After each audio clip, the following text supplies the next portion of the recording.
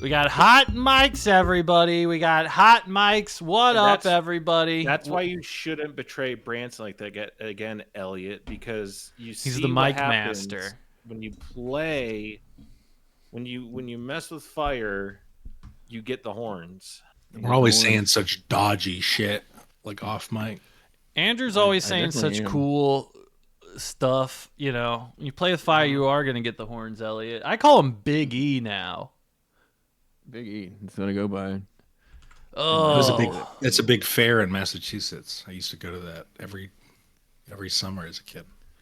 all right, everybody. Welcome to Lore Club. We are nearing the beginning of the end here of the campaign. I think we're on session 17. I think I have that I have correct. it in We the are notes. on session 17 of Lore 17's Club. right. It says 15 And- on the screen. You know, you guys see the world map there. I've kind of gone over it every time. I'll do a brief recap there. That's the entire kind of traces and paths our party has taken so far. Checked out every faction, gone and visited everyone, took down the big bad at the Temple of the Moon, absconded to her to Helionace, went underground to the Blue Brush, and burst out through the ground on top of the living moon Hillel. Where we are at, you guys were in midst of a plan to assist Hillel in rising through the ground, and had a little betrayal in mind to usurp the kingdom of the moon herself. You guys assisted in the rise, defeated the Stooge Swarm as they attempted to attack, and defeating the manifestation of the Stooge Swarm on Earth. You are granted a little bit of peace. Anything you guys want me to mention before we jump straight into it here? I believe we were planning Leveled on. up, right? Yeah, we leveled up. Well, yeah, we're gonna take care of the level up. Yeah, I gotta but you guys are pretty bloody, so I know you need a long rest as well. So we'll take care of that at the same time. I was gonna say we. I don't think we ironed out the exact details of our betrayal, but it was going to involve putting on a concert for the entire world, like up here. Mm-hmm. Yeah. We want to play music. I don't exactly know like the A to B there. But, Yeah. How's that gonna work? Don't know, but that's the plan right now. but yeah, exactly. All right. We're gonna hop in right where we ended last time after the Stooge Swarm fell. A moment passes after the Stooge Swarm falls. You guys feel the platform under you stop ascending and start hovering in the thin, cold air of the upper stratosphere. You find it a little bit more difficult up here to gather your breath than usual. You guys take it all in, hovering in the air above the Pronger Valley as the original moon of this world, Hillel, is raised from her earthen prison triumphantly into the night sky above. You look down at the world below and you notice one major difference. At the area where you burst through the earth, the Blue Brush Mesa. I would like one of you to give me a random D4 roll to determine that what has replaced the Mesa. The verdant desert Mesa has been cracked in twain by the raising of Hillel. Lost of its magical source of life, its fate is uncertain, and it is also the source of the Matreo. What happens to the Blue Brush? A 1 is a lake, a 2 is a river, a 3 is a canyon, and a 4 is a volcano. Well, Andrew just rolled a 4. A 4? All right. Holy moly! Right Wish it was a here, the volcano. homeland of the quenched. Jumping into it right from the beginning. Right above you guys see an early primitive volcano starting to form. Not necessarily bursting or bubbling or active in any way, but you see errant plumes of smoke belching from this newly created crater where the Blue Brush Mesa was. So moving forward in the Pronger Valley, there is now a volcano in the center of it. It's gonna be perfect for us, the Forge people of the Quenched. We got a river and a volcano. Doesn't get better than that. This would be like Black Rock Mountain.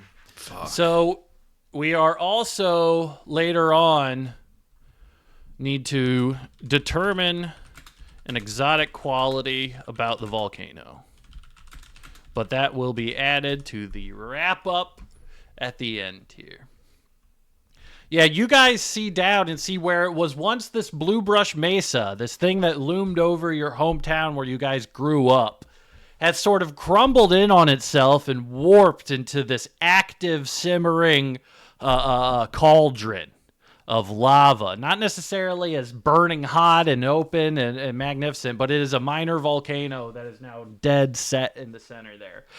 Because of this as well, a lot of the river is probably also going to start drying up. All right, as this happens, you guys take a moment to observe everything below you. You feel a shimmer of divine energy, and the platform that you guys are on starts lowering down to the surface of the moon below you, the crystal blue sphere of Hallel. The platform dissipates into the almost flesh of the moon, and you feel the surface of Hallel under your feet. It is like a smooth, sterile, mathematically perfect crystal that you guys are standing on. As you guys are kind of lowered onto this, you see a massive point, a deep indigo crystal raising out of the flesh of the planet into the sky in front of you. As it crests into an apex, you see the crystal see you. You don't know how to describe it, but you intuitively know that the crystal sees you and beckons you towards it. It must be Hallel. What do you guys do? We're with Nokomis at this point, right? Mm-hmm. Nokomis is currently with you guys. It's you guys are the four that are there on the surface of the planet. Well, I think this is it, guys. Is everyone ready? Everyone do their practice? Oh yeah, do you want to do 4 count? We can do a 4 count. Let's introduce ourselves and then introduce ourselves to the rest of the world. This is me on a plate. All right, what does that mean? What do you guys do? You guys approaching it? I think we're approaching it. And Okay. We're getting our instruments and everything ready. As you approach, you hear the voice of Hallel. Same one you heard. Champions, you're exhausted. Here, I've prepared something for you. Rest. And you see a cavern sort of open up in front of you, almost mechanically, and the crystals part. And you see stairs leading down into a verdant cavern chamber, where crystalline blue temples are choked with green moss. I kind of look to I think I'm looking at Nokomis, and I kind of want to read her body language and see like if she thinks that'd be a good idea to rest, or if does she look terrified? Does she look kind of? Let's see. Let's do a check with her. Hold on one second. I always remember what. Okay.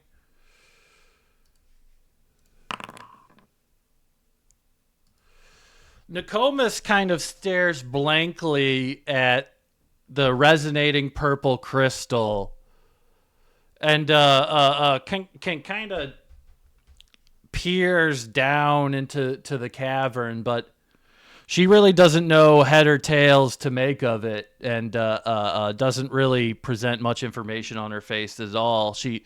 Are you asking her? Because just by reading her, she can't really.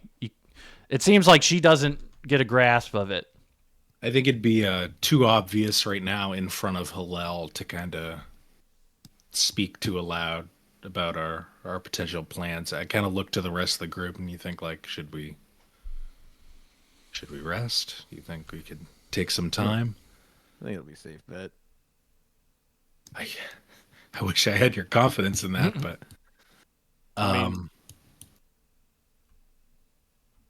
we just finished a big fight. This is kind of a gamble, but we've been taking gambles lately. I say, Well, how much health do you guys have left? 1. I'm at 16 HP. Okay.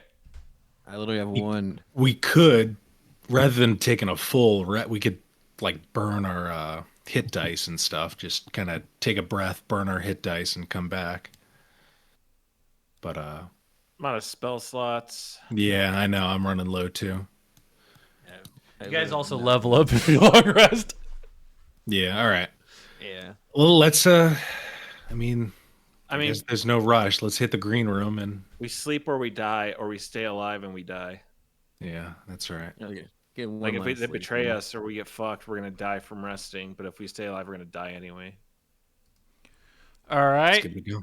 Let's Long if rest. you guys want to start looking at your stuff, Elliot, I'm gonna level you up first since you're the easiest. Okay. What Barbarians. do I do? I don't think you have to do anything. I think I add something and then I ask you questions. I do this, right? Okay, you want to take the average hit points for leveling up or you want to roll? Average. All right, that's a gentleman 7. You get 4 rages now. You get the subclass feature Fanatical Focus. Once per active rage, you can re-roll a saving throw if you fail it. Or something like that. You know what it is. You'll figure it out. Bigger, more pool. All right, you're leveled up. Sick. All right, who's next? Let's do Andrew. That should be easier. I should get like an aura, and I think that's about it. Yeah, all mine is more prepared spells and another wild shape use. That's it. All right, big man paladin. Do you want the average hit points? Yeah. Gentleman 6, you have the Aura of Protection. 10-foot aura. I got aura. Bonus to your saving throw equal to your do charisma have modifier. Aura Aura. farm. All right, last but not least, Brother Jabal. I'll roll my hit points. Oh my god, you dirty dog. All right, you got the same as the average. Awesome. I love it. Let's throw it to Fate. Nope, Fate's not here. 10 prepared cells, 3 Branson- wild shape Branson, uses. Elliot, we might have discussed this before, I think even with Oki, but did you guys ever do it like your Chicago table? Did you guys, because Elliot's been watching on my stream, I've been watching all of Yu Yu Hakusho, and the Dark Tournament arc is so good. But like, how would that work in D&D? Like, doing a cool tournament arc sounds fun, but I feel like it might not work unless the DM is like pretty creative. It'd be tough. You'd need to have Yeah. like just make really interesting fight. Fights. Like you'd have to go all out on making like unique stat blocks and stuff for unique. Yeah. It almost feels like a Characters and game. monsters. The game would have to be reworked for like homebrew just to like make it interesting. But it sounds so. You could fun. definitely do it. I think you would have to vary up the terrain that they're fighting into. Like the Yeah, I think arena's got to be different changed venue up every changes. time. I just too. did. Yeah. If it's just like a dirt arena every time, that'll in get dull designing a for- fight, a gap or a chasm or a corner is so much more. A box is so much more fucking interest. Just I think- props. I think that could work though. Just I think like a changing series venues of with different boxes. Yeah, I think it just sounds. I love tournament stuff like Oblivion, Fable. definitely. I I think that could work. They're just like sick Mario. boss fights. I think that would be pretty fun. Yeah, Yeah, like, they like have maybe to- change up the combat rules a little bit, or like you No. get certain things. I don't know. I still It want just to do sounds like cool. a Final Fantasy Crystal Chronicles style campaign where you just have one base that you have to return to every mission. That's what I've been Yeah, doing it's in cool. my Or, like, Shadow it's Dark kinda game. like- Every, I mean, that's every kind of just Sunday. like Elden Ring or the Souls games. You have I'll a have to hub. I'll have to show you my the Shadow Dark page that I've been working on. We've been playing that for a minute, and it's been Or like kind of what's like the games like Valheim or like V Rising where it's like there's base building and you got to return to it. That Mhm. stuff's cool.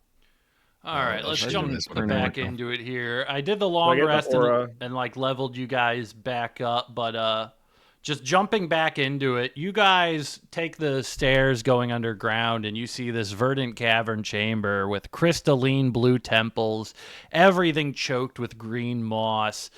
So much green moss at the center, it's almost like a carpet. In the center of the chamber, you guys see this sort of milky, fragile, gravity-defying droplet, almost evoking the same moon shape as Hillel. Staring into it, you see a pastoral realm of teal, twinkling flowers blossoming in the night sky under an impossible tangle of multicolored stars. It's this very calming, very sort of fluid-looking thing in the center of the chamber. But you don't know what it is, and you haven't really been told what it is. If you would like to take a closer look at it before doing a long rest or anything like that, or inspecting it, you can. But if you guys aren't interested, then that's fine too.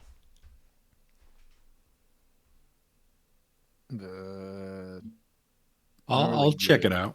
You have like probably the best like Arcana or his. No, yeah, I you got- probably do. I got pretty good both of those, I think. Yeah. Yeah, All I'm gonna try to attune to the magic of it and see what I can intuit from all of this. Arcana? right, go ahead and give me an arcane check. Holy moly! That's pretty good. Sheesh. Okay, is that crit? No, No. that's a nope. 16 plus 9. All right. You start staring at this weird sort of kind of fluctuating droplet. It almost looks like an egg yolk, like it has this gravity defying egg yolk with these different sinewy layers kind of stacked upon each other. But gazing inside of it, it looks like it has this depth and kind of like a magical depth to it that you couldn't really anticipate. You see stars, you see stuff in that. With the 25 in Arcana, you would be able to tell that this is, in essence, Hallel, part of Hallel innately. Almost like a part of Hallel that has just been cloistered here. It seems very innocent and pure, and it seems to be, obsessed with this sort of aesthetic realm that it's created. But looking through it, you're able to know innately that this is Hallel's tier. This is something that is fundamental to Hallel's existence. As you're kind of looking through it, you realize it is Hallel and it isn't Hallel at the same time. And gods are weird things. You'd think gods are sort of like nature, but then they refract it, and you start trying to comprehend the divine in ways that start hurting your head a little bit. But you are able to innately know that this is part of Hallel and that this is a living thing. This is not like an object. This is a living thing in front of you.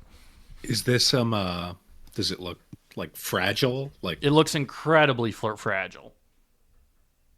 All right. One also thing I'm looking at is the acoustics in here. We want to start performing, and my Jabal's kind of vision is to maybe like threaten Hallel, like hold the tier hostage and allow us to perform basically to the rest of the world up here in a way that everybody could hear it. Does that look like something that'd be possible up here?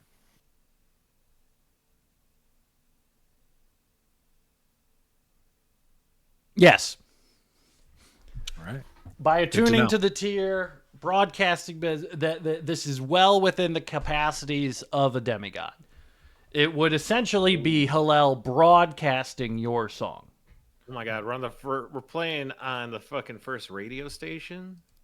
I think so, guys. The Singing first your we're pirate radio. We're taking over Hallel.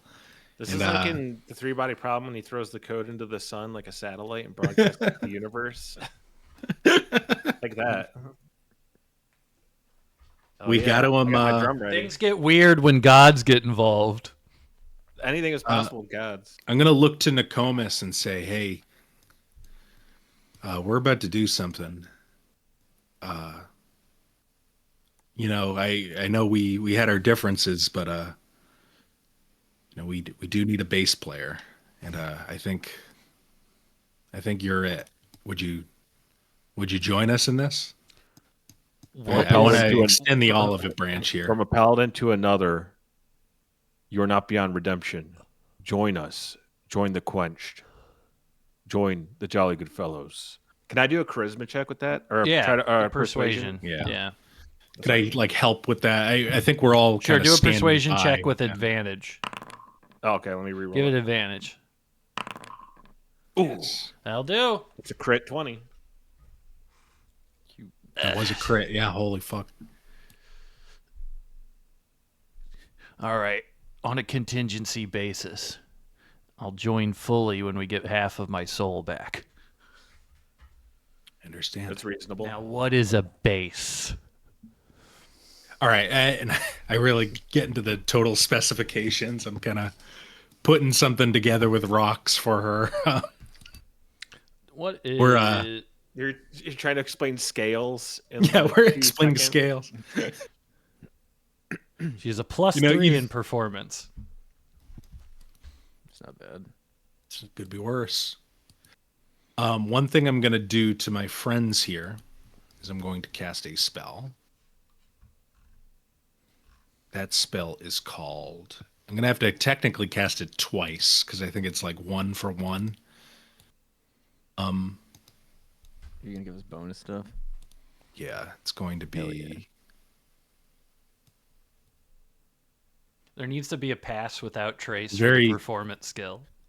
the very creatively named enhanceability skill.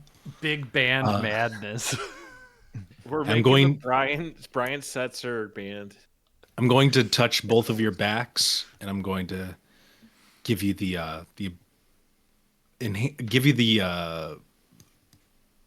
charisma of an eagle. It's called Eagle Splendor. I was wondering, like, I know they do bear strength. I'm like, what animal did they pick for charisma? the Eagle eagle. Splendor is pretty cool. I feel like it It's should have not been like an bad. Could be worse. orangutan. It should have been like an Sounds like a orangutan. delicious drink or something. I mean, it probably should have been a peacock, to be honest. but- Yeah, that would have been way better.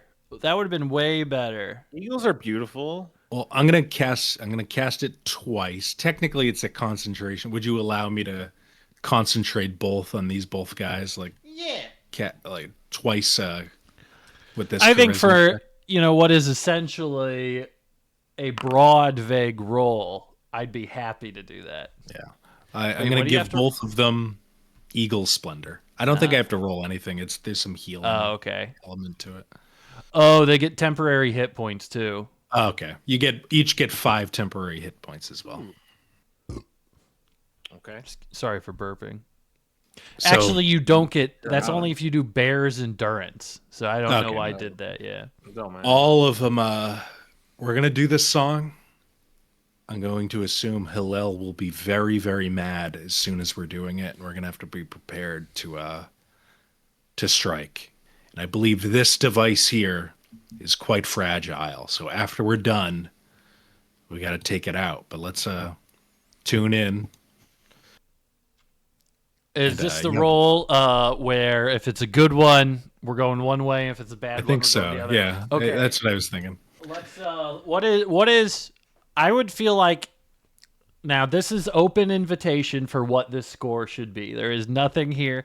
I'm thinking a 15 would be a good, or is that too high of an ask for me? What do you mean? Like each of us A has to roll 15 would be, obviously a higher roll is going to get better. So like a 24 is going to be better than a 19, yada, yada, yada.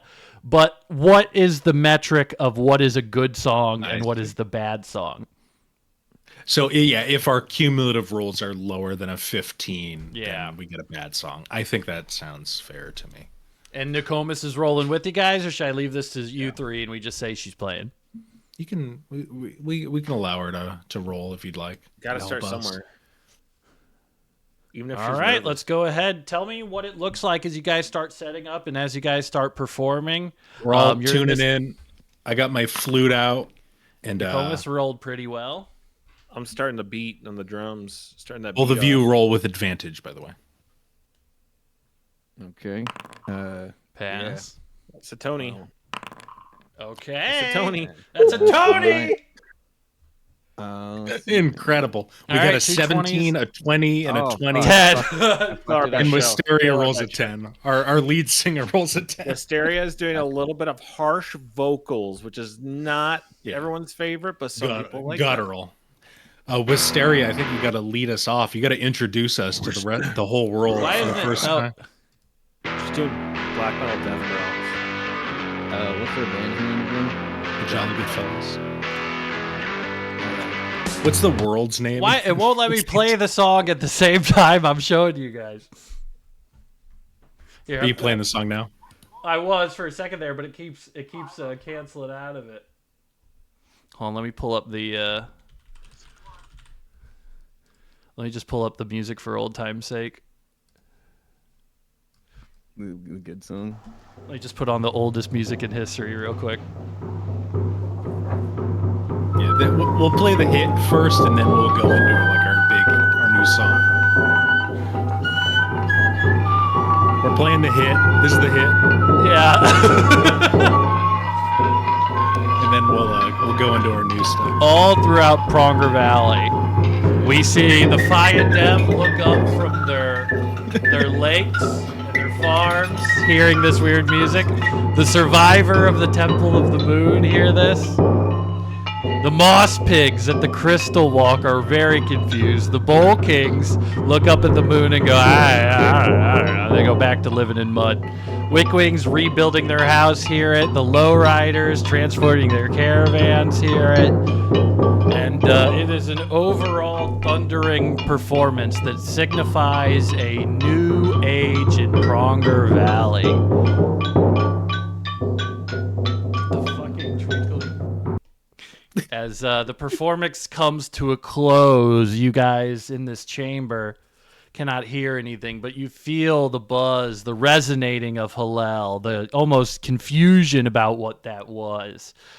God does not like almost sharing attention to this positive regard. And you see the undulating egg yolk tear almost swirling in place, a little more agitated next to you guys, as Hallel kind of manifests in this crystal form in the room.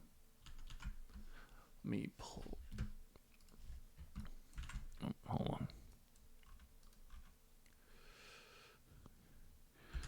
Hallel kind of, you don't see Hallel as you saw her in her humanoid form last time. You see sort of like this crystal mass manifest in the side of the wall. Can you tell me the purpose of your song? Hallel, I'm speaking to you. I'm speaking to the rest of the world. We don't need you anymore. We have music now, and it's replaced you. We have the quenched now. We've replaced you. You're a symbol, and you should have stayed a symbol. But we don't need you as you exist in this way. We're taking over. Every world cold, every god cold, mortals casual betrayers, dogs all. Defend yourself. I'd be glad to. All right, what's your move? You kind of see her across the room. You have your instruments. You're right next to the tier, sort of undulating right next to you. Hallel's going to be moving in. We see the world sort of transform around you as... Whoops, hold on a second here. Not this one.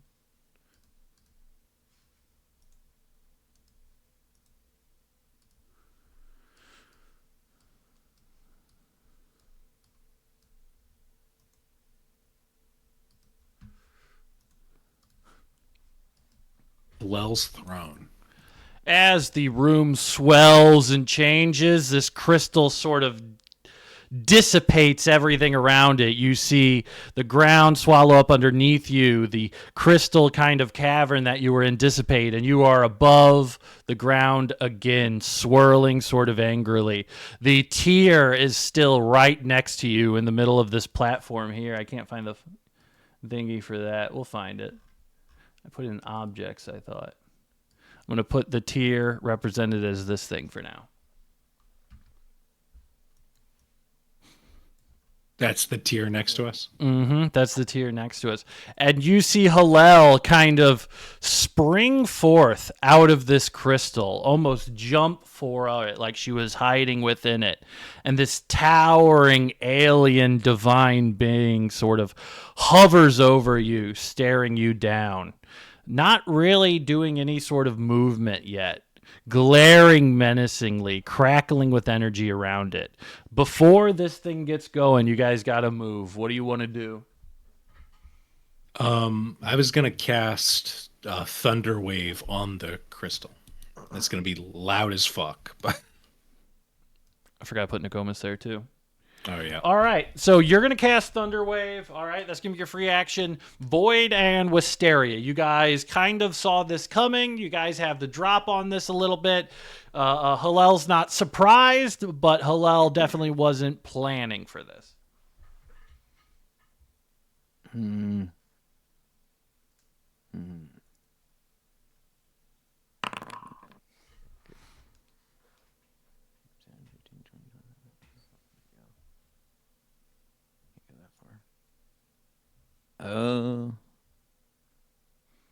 How is the platform she on raised? Or is it Yeah, it's raised about 5 feet. It'll slow you down a little bit, but Okay. if you're jumping, I'm gonna move up. I'm gonna move up to here, and then I'm going to Misty Step over to the platform to here. Oh shit. Nice. Oh, the furthest you could go, Andrew, would be right here. I think you went a little too far. Did I mention that? Like right. I here, made this yeah. a big map. I didn't realize it was that fucking big. It's a big fucking map. All right, that's your action and your bonus action. You would be within melee range if you instantly want to attack. Mm-hmm.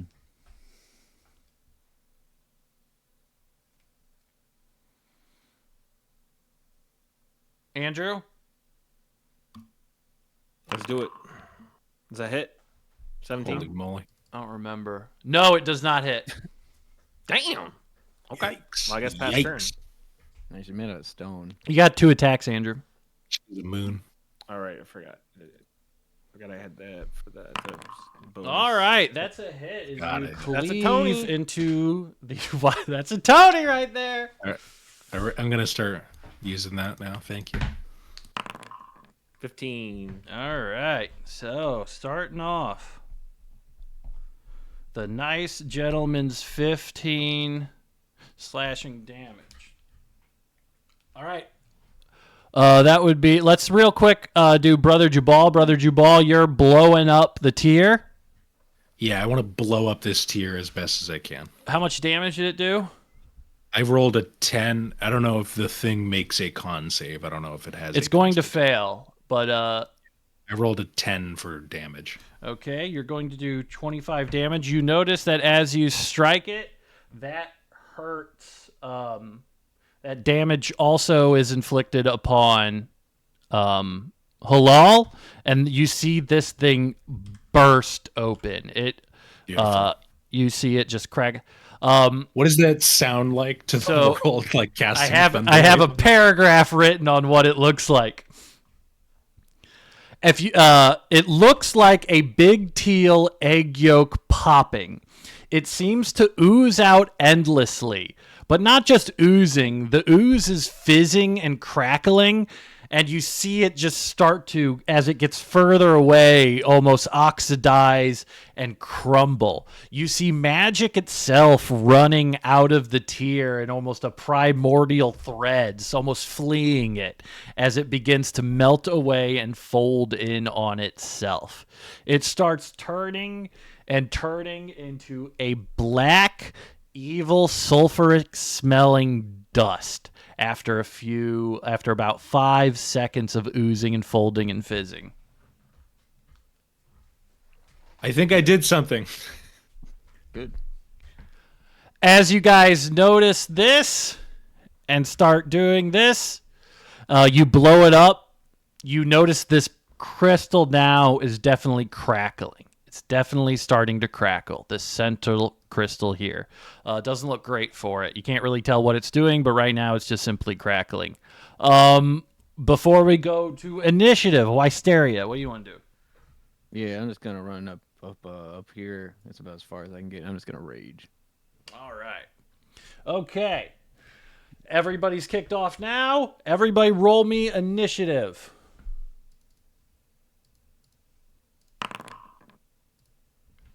Let me grab my page. All right. 13. Void, roll off with me. That's going to be Wysteria first, and then roll your dex again. I got a 16 again. Go ahead and roll your dex again, Andrew. All right, and then it will be Void. Then it will be Hillel. And then it will be Brother Jubal.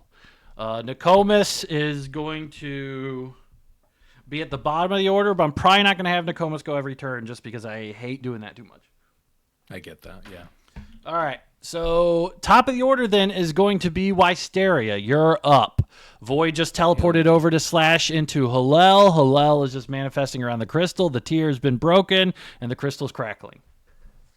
It's like, is it like crackling? Do you mean like, is it making cracking sounds? Is like energy running through it? Energy running through it and making cracking sounds. Were It there doesn't any look like more it's of falling those- apart. It does not look like it's falling apart, but you can definitely tell that, this thing was part of Hillel. It seems like this thing's definitely part of Hillel too. Yeah. Were there any more of those tiers around? No, that was the only one. Okay. Yeah, I'm gonna go over there. I got a big movement speed. Just gonna boop, pop this gap, jump up here, bum bum bum bum bum bum. I'm gonna run into the crystals, and I'm gonna whack them. All right, roll an attack roll. All right, I am raging. I'm just gonna run. I'm gonna scream at the crystals to the top of my lungs. What do you scream at them? I'm just literally just screaming like this noise. I fucked up for everybody. I fucked up our performance. I feel so angry with my. You didn't fuck it up. She is not happy. It was your first. Day. It was your debut performance. Don't That's be so hard on live. yourself. And I got some anxiety because I knew we were blasting it out to everybody. Your voice cracked. Yeah. Yeah. So I know that they're inanimate objects, at least as far as Wisteria knows, but I'm gonna just swing at them recklessly with my great axe. All right, they have an AC of 11. As a crit. All right.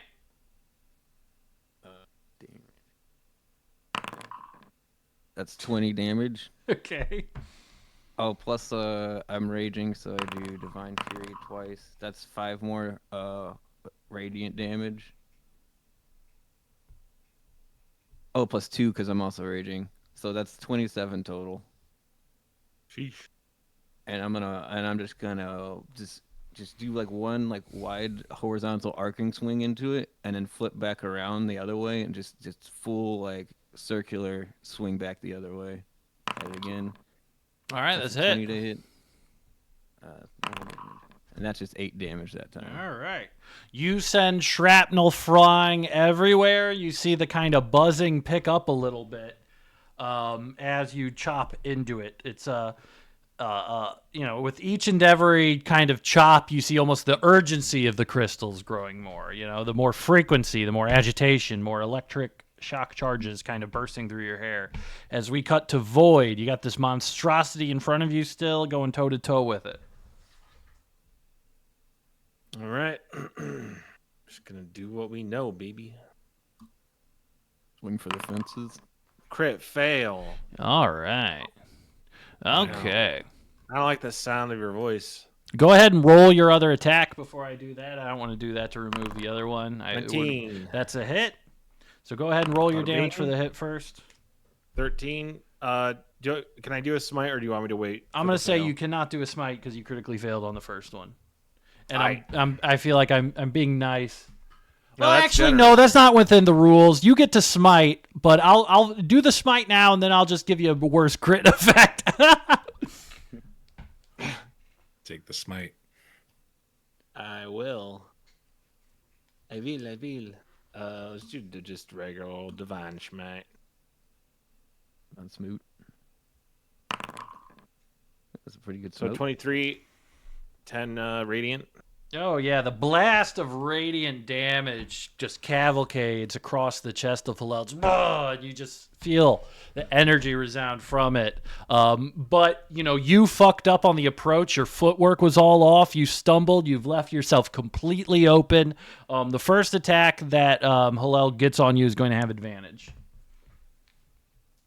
Yikes. All right. And anything else on your turn, big dog, Andrew? No. That'll do me.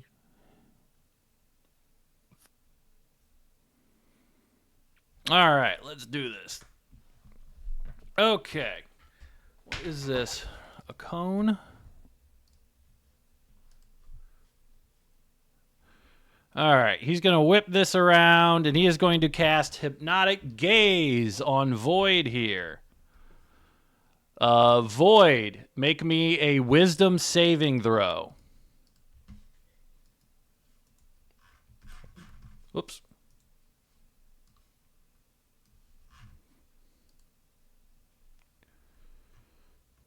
All right. Fuck.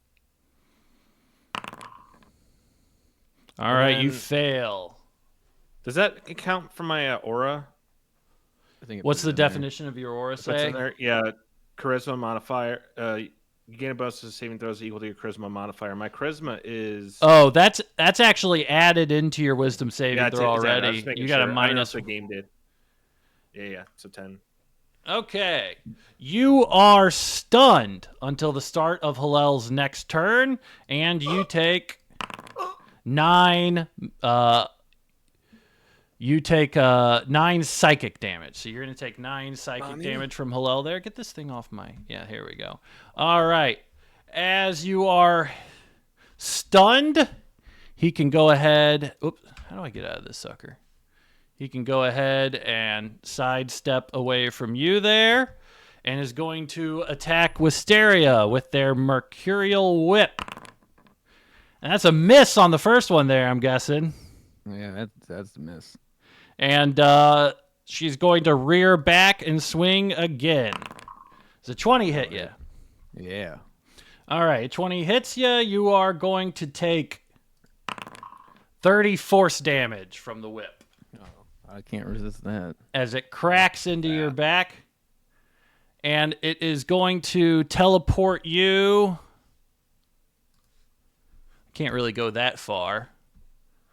But is going to teleport you on the opposite side between them and the crystal.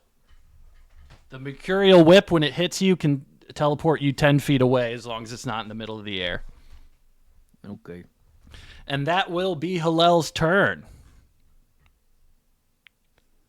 And then that will go to Brother Jubal. You're up.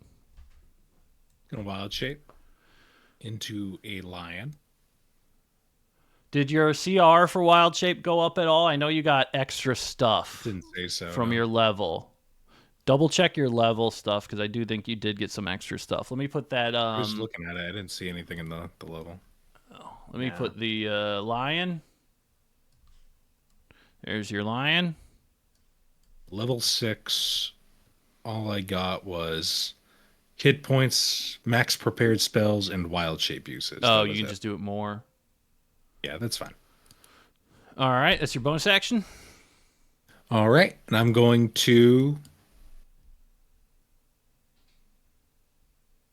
running leap. I should be able to reach it with my 50 speed and everything. But regardless, I don't think I'm going to get right up in there. I am going to cast a moonbeam at this guy. All right, roll it. Effect, spells, moonbeam. Should be a level 2 spell. Yeah.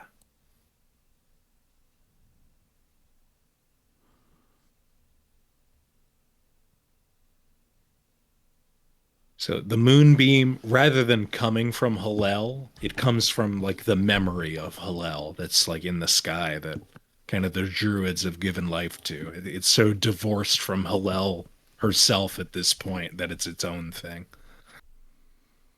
All right, and the moonbeam almost like has a inverse reflection of a lot of the colors of Hillel.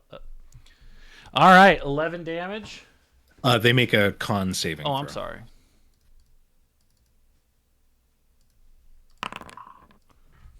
Yeah, they succeed. So they take half 11. Half of All right.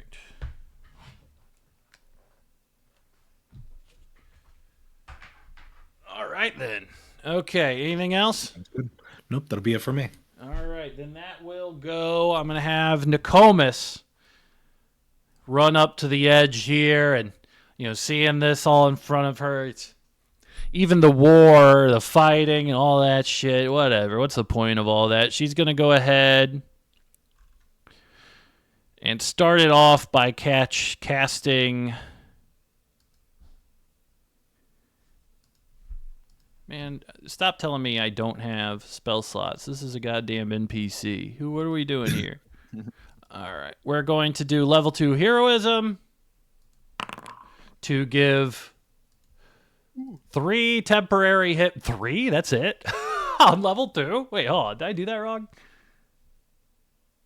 No. Yeah, I guess that's true. Oh, at the start of each. Okay, so at the beginning of your guys' turns, you guys get 3 temporary HP. Okay, I misread it. Okay. So you guys basically have a 3 HP shield every turn. Oh, and it comes back every turn. That's cool. It comes back as long as Nokomis is concentrating it, and it's on Void and Wysteria. Nice. All right, then that will be top of the order. Wysteria, your turn. All right, get my 3 temporary hit points. 2 can play at that game, Nokomis, and I will use my bonus action to use Blessing of Inya, and I will teleport myself 30 feet into the middle of the crystals. I turn ghostly, translucent kind of colors. I got resistance to all damage until my turn, and then I use that, and I'm just gonna beat the crystal some more. All right, roll your damage. And a great axe. 20 to hit. 20, that's a hit. 12 damage there. All right, pretty good. 23 to hit. 8 damage. There's still, 8 more damage. 20 damage all day. Oh, my D6. 3 radiant. Okay, all right, 3 radiant. Perfect. Yeah. Yeah, you blast in these crystals. You see chips of them flying around. They're cleaving easy. They're hard, but it almost feels like you're cleaving through stone with how much strength you're summoning for this. As you are doing it, you notice a flicker in Hallel, almost like the projection of Hallel is broken as you're smashing these up. It's almost for a split second, but as you cleave through a crystal, you distinctly see the form of Hallel shiver, and you see her scowl to turn back to face you. Void, you are going to give me a wisdom saving throw. Ooh. Have to beat a 17. All right, this is your last turn being stunned. Next turn, you're back up to go, but you are stunned for this turn. Hallel is up. Let's see here. Hallel is going to go ahead. Hallel is going to have disadvantage on their attacks. We are going to see first a hypnotic gaze thrown at Brother Jubal there as well. So, Brother Jubal, please give me a wisdom saving throw. I'd love to. All right, you succeed, and you are immune to hypnotic gaze. You are immune to all uses of hypnotic gaze. Stick my lion tongue out. And delaying that, they are going to whip you one time and then whip around to whip Hallel. So the first attack is going to go at Brother Jubal here with disadvantage.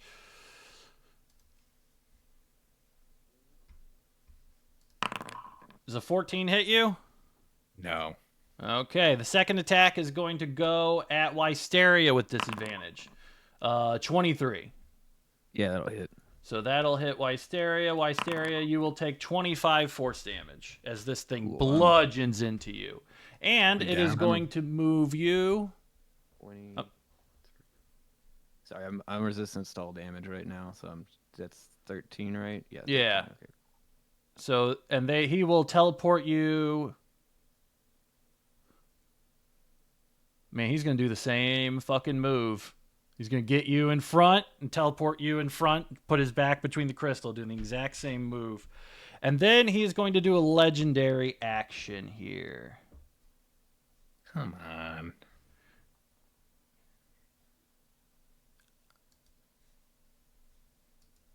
All right. It is going to do its legendary action, and it is going to attempt to consume the memories of somebody that it has currently charmed with hypnotic gaze. Void, give me an intelligence saving throw. Intelligent. That's evil. Can't give me strength or charisma. I can do the shit I suck at. All right. Do that aura apply to that or no? It should. I think it did. My 0. is I 3. see. So you are going to take 14 psychic damage. And Void, I want you to roll me a D100. No. This is the percentage of your memories that are going to be permanently destroyed by Hillel. What? I hope it's not 100. All right. Why am I Let's- lying? All right, let's chalk up Keep my token. 72 to you lost childhood, right? You lost childhood. Childhood's gone, Void. I don't really care about my childhood. Childhood's void. You remember the teen years? You remember training? You remember a lot of that stuff? You remember your early 20s for a second there? Your whole, like, you basically have the opposite of Jesus in terms of what is written. Very well, you don't remember your childhood. Teen years are there, and then all of a sudden, boom, you're here. You remember bits and pieces of the adventure. You remember who your friends are, but you definitely seem a little bit rattled right now. You wouldn't lose. This wouldn't affect your ability to fight right now, but you would definitely feel incredibly confused in the moment. That's fucked up. It's fine. I'm not gonna miss Pizza Friday anymore. All my nostalgia is gone. And how I'm much did free. That's 14. Okay. All right, and then that will be Hillel's turn, and Brother Jabal, you're up. Yeah, I see Void get a little addled a little bit. I resist the hypnotic gaze. I'm going to follow in Wisteria's footsteps. A lunge behind. Fuck up these crystals.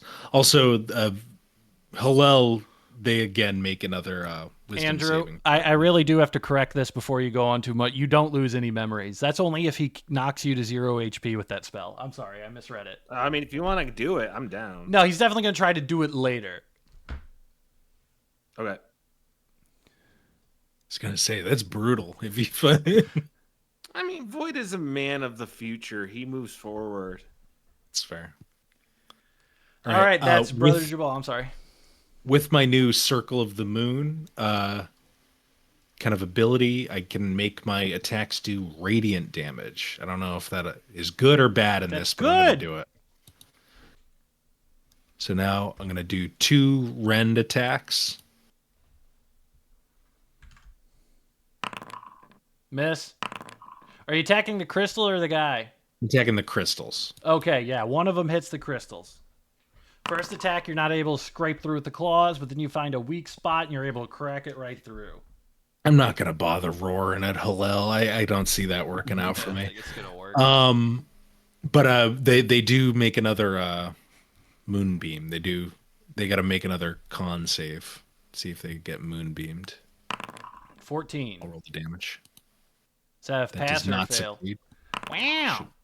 That should fail. All right, 9 damage too. Are you moonbeaming the crystals or the guy? I'm moonbeaming the guy. All right.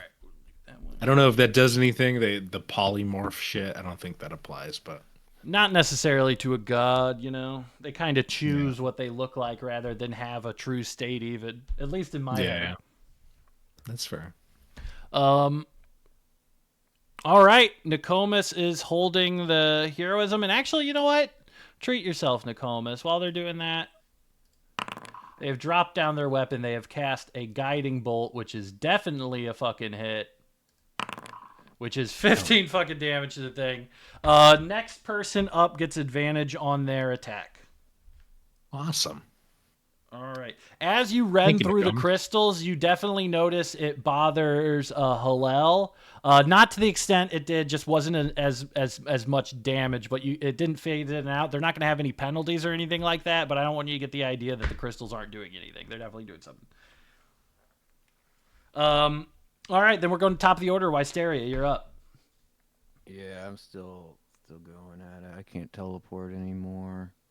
How you Okay, doing? cool. You got the crystals, and I trust that Void is gonna.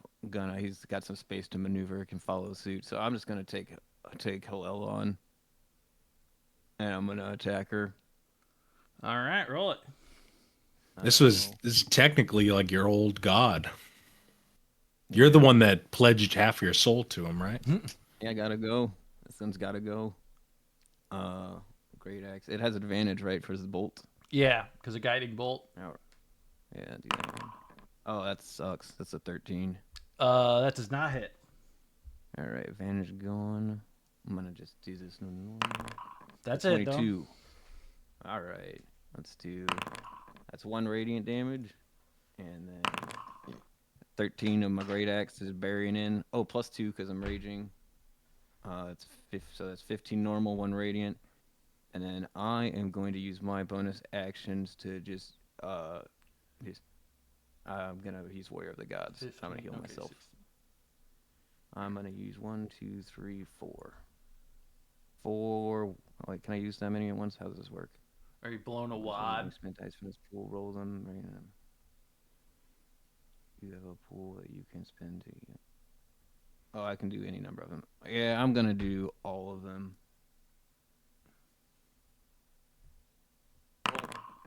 38 hit points back for me.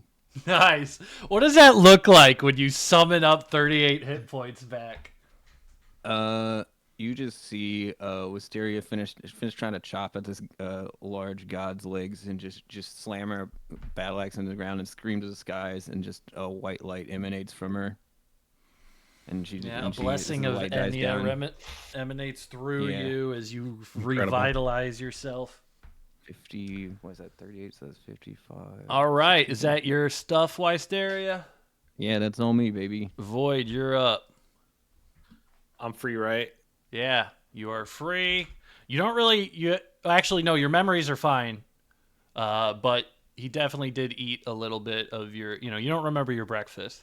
I lost 14 HP. I took that off. Go for those I'm in crystals. I'm in Halal's face. Gonna... Remember to get your 3 temp HP back every turn if you've been hit. Right. It doesn't Roll, keep adding, right? 11 It's just like misses. 1. Second roll, Just one. 18. You would have Straight. advantage at this point. I mean, you guys got 2-on-1. I would give you, this thing's huge. Okay, I'll re-roll those. 23, that's a hit. We'll do damage All right. first. 10, Okay. 27, that hits. That's a hit. So 10 plus 17, Ain't 27. 27. And we're going to hit him with a Smite. This time. Now let's stick with the Divine Smite because it has potential 2 8s. Cast at level 2. 15. All right. Ooh, not bad. All right. Good amount of flurries down on Hillel this turn. Pass turn. All right. That will be Hillel up. Hillel is going to try to do Hypnotic Gaze on Wysteria, the one person that they haven't hit with it yet. Go ahead and make me a Wisdom saving throw, Wysteria. Oh, boy. All right. You fail. You are stunned. Fuck. Give me it. All right. Going to go ahead and take advantage to displace some of these people over here and get them further away. First one's going to swing at Void with the Mercurial Whip. The 27 hit you. What do you think? I hate when he asks Take that. 24 damage, you piece of trash. Oh my god. I'm fucked, dude. He is going to go ahead and teleport you 10 feet away. Take a step here. Going to take a swing to get this little fucker out So of I have here. 5 HP. So 22 hit you? Yes, it does. You take 23 damage as he pushes you Holy 10 moly. feet away. Cool. All right, that is Hillel's turn. Brother Jabal, you're up.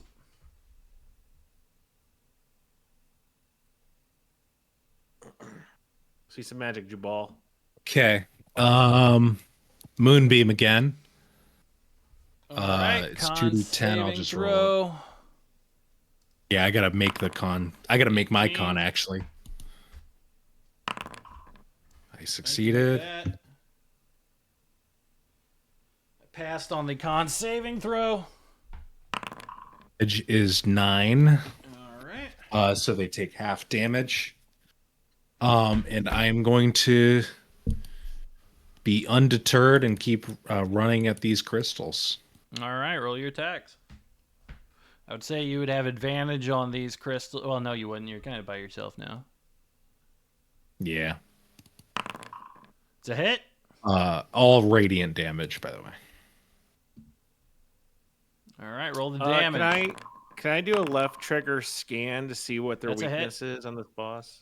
Both are hits. Yeah, both are hits. So that's 5 and then 4. Okay. So as you crash into this crystal here, you tear off a big chunk of it that just goes crumbling down to the ground. And all of a sudden you hear almost like a white noise pop, like a crackle. And then all of a sudden you don't see Hillel. Rushing in from the top here, you see coming into support to investigate the crystal, you see 2 beholders. As you see them kind of flying onto this platform here, you see manifesting behind them for a brief second is a large 10-foot tall black Quetzal that looks exactly like Zuma, that steps forward, rips into the back of the beholder, and pulls all of its guts out of the back and drags it down here, disappearing. As this one goes in, it looks concerned at the crystal right now. It is going to go at the same time that Hillel was placed to go in initiative order, which means we are going to go to Wysteria. The crystals are cracking. You don't see Hillel currently. It's almost like they phased out of existence. And then you see 2 beholders emerge, concerned, looking at this crystal. One of them gets gunned down, ripped out by this black figure that looks like Zuma. You don't have time to think about that. And you see another beholder barreling towards you guys. You got the crystal in front of you. What do you do? I think I'm still stunned. Oh, yeah, you are. Roll it. Roll a wisdom saving throw to see if you break free from it. Got like another turn. You have to get a 17 or you pass your turn, yeah. Oh, that's going to be hard. Yeah, you passed your turn. Sorry for giving you that much. Void, all that stuff I said happened to you instead. You got a big crystal in front of you. You see a beholder bearing down on you. Wysteria is stunned, but you're out of it next turn. You're unstunned from here on out. What do you do, Andrew? Guess attack the crystal. Yeah, go for it. Roll it. Whack it. So these are just regular, right? Not advantage. 25. That's the damage. That's a hit. 13. Okay, cracking at this crystal. 22. That's a hit. 23. All right, not bad. So that would be 73. We hit him with the divine smite. Roll it. Blow him up. 8. Respectable. Crystals are flying everywhere. This thing is shedding everywhere. It does not look good. It looks like you guys would have to do a solid 5 minutes of chopping this thing up almost to get rid of all of them. But you notice that the power is already sort of dimming. We are going to go ahead then, and then it will be the beholder's turn. We're going to see them come in hot and try to purge people off this crystal. We're going to shoot some eye rays. Actually, if it want that, it might do... No, it'll do the eye rays. Okay, first eye ray is... I thought I rolled... Yeah. It roll 10 to... Which fucking eye ray... Hold on. God damn it. 5 Enervation ray. Okay. Enervation. It is going to shoot an enervation ray at the closest person, which is Brother Jabal. So make a Constitution saving throw. My pleasure. All right. Wait, I rolled it as the lion, not as me. I'll wait till I do.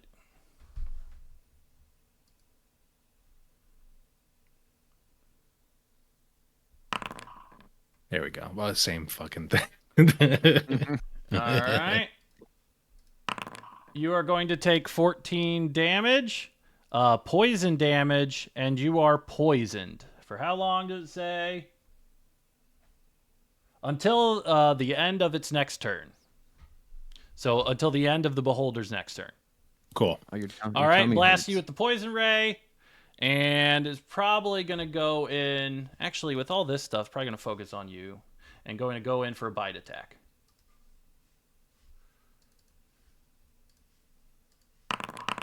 Is a 15 hit? 15 will hit. Oh, no. 15 does not hit. I All have a right, you 17. dodge the Beholder's bite as it kind of goes in, trying to get you guys desperately off the crystal. That's going to go to Brother Jabal's turn. I'm going to fuck this Beholder up, I think. That's going to be my plan. I'm going to move the Moonbeam over to him, so he's got to make a con save. He's got to be the 15. All right. He does. He only takes however much half of 5 is there. If you round up, I think. I'm going to just start rending him to pieces. Disadvantage with my attacks with poison. Yes. I don't know what a Beholder's AC is. It is 18. All Second right. one hits. And this is all radiant damage. 9 radiant damage. All right, not bad. Okay, As I'm we're just ripping and tearing it. He's like chewing on me. I'm ripping and tearing at him. All right, let's go ahead and help out with a guiding bolt. That's a fucking meaty one from Nokomis there. That's Holy a moly. crit Go guiding bolt. Nokomis. She must be feeling something. Band is nothing without. Yeah, okay, she smokes the Beholder for You need the 28 bassist. damage. Yeah, fucking. You're fighting this thing, and you get poisoned by its weird, enervating ray, and you're kind of, and Yeah. all of a sudden you just, boom, like a shotgun blast of radiant energy just blasts into this Beholder from behind you. You have advantage on the next attack. That'll Awesome. go to Wysteria, top of the order. Cool. I pop out a stunned, looking dazed. I'm gonna have to re-rage, so I'm gonna use my bonus action to do that because I didn't do anything last turn. Re-rage, get back to it. I'm gonna run over near Void and start chopping crystals with my bandmate Void. All right, roll it. Let's do it. I'm gonna do it recklessly. 22. All right, roll your damage. That is 12 plus 2 is 14. Oh, and then 4 radiant damage. Okay, don't roll your second attack yet. After your first attack, manifesting immediately before you is a screaming Hallel, who is just manifests behind you after the first attack lands on the crystal. Hallel's back.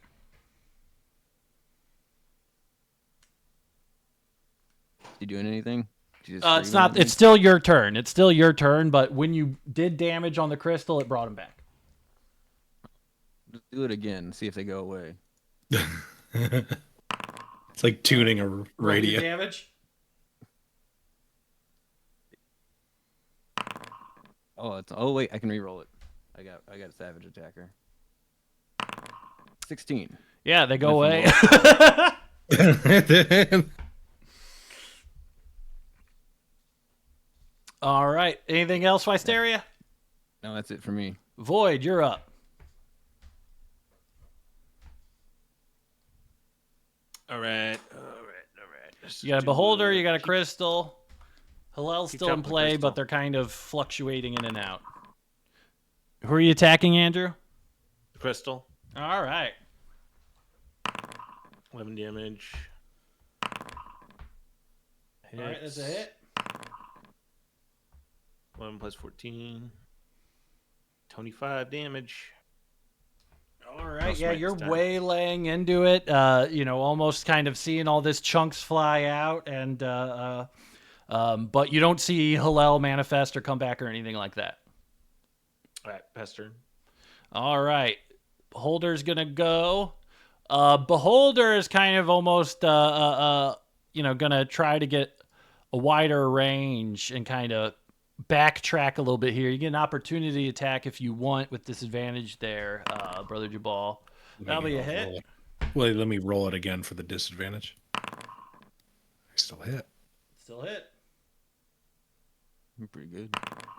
10 radiant. Hey, not bad at all either. As you slice into this thing's gizzard as it tries to reposition, it's going to give each of you guys an IRA. First one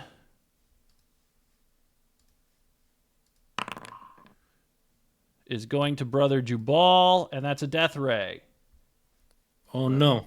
What does a death ray do? I can kill you. If it Causes target death. dies, if it reduces you. Okay. Let's see it. I have 29 HP. You have 29 HP. You have to get a 16 dexterity saving throw. All right. What's the lion's dexterity? +2. All right. I'll roll it. Hell of a time to get a death ray. With disadvantage. Why do you have disadvantage? Poison. Poison gives you dexterity disadvantage? I thought it gives just flat disadvantage, doesn't I it? only gave advantage to attack. Look it up. Someone want to check it? Yeah, I'm not gonna. Hold on. Or saving throws? I don't know if it applies to Dr. saving throws. Elliot is You have looking it up. disadvantage on attack rolls and ability checks. Yep. It's not a saving throw. Not saving. Ah, Yeah, okay. ability checks, not saving throws. Okay, cool. All right, thank you for saving me. All right, +2. Let's see it. Rest in peace. That's the end of Jubal. Brother Jubal has been disintegrated. Yeah, just describe that. As this eye ray goes back, you see Brother Jabal slashes in and gets caught on the back end with an eye ray and just gets absolutely disintegrated. Poof. His dust descends down onto the quenched village. Raining down on the quenched. All right. He's in the bathhouse with the gods drinking moon milk now. No. Going in, we will settle That that. guy's PC death. Wow.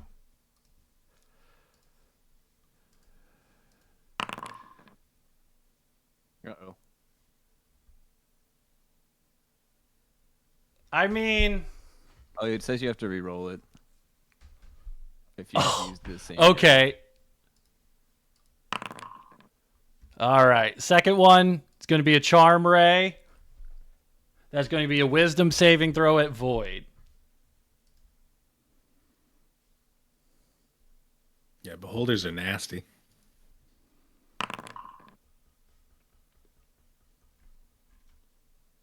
All right. You are going to take 3d8 psychic damage.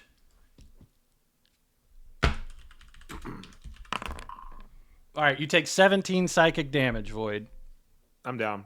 And you are unconscious. All right. We got the last one up.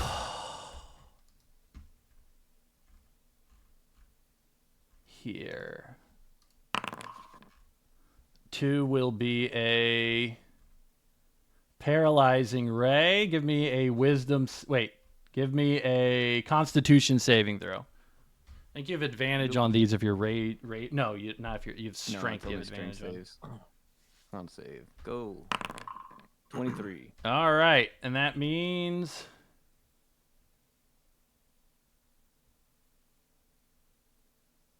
all right, nothing happens. You have been able to survive the paralyzing ray. You are the last one currently standing right now.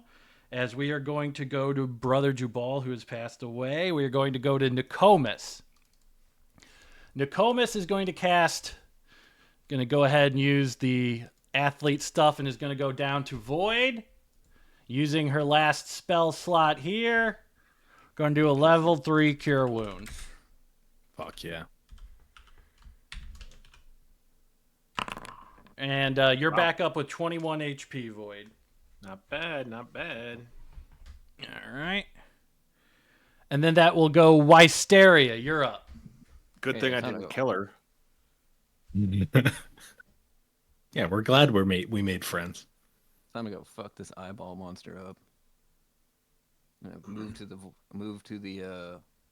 the beholder and just try to waylay into it. Roll it. I will attack you recklessly. Hit. 25 to hit. All right. Oh fuck. Oh wait, I can re-roll it. I re-roll the damage with Savage Attacker. All right.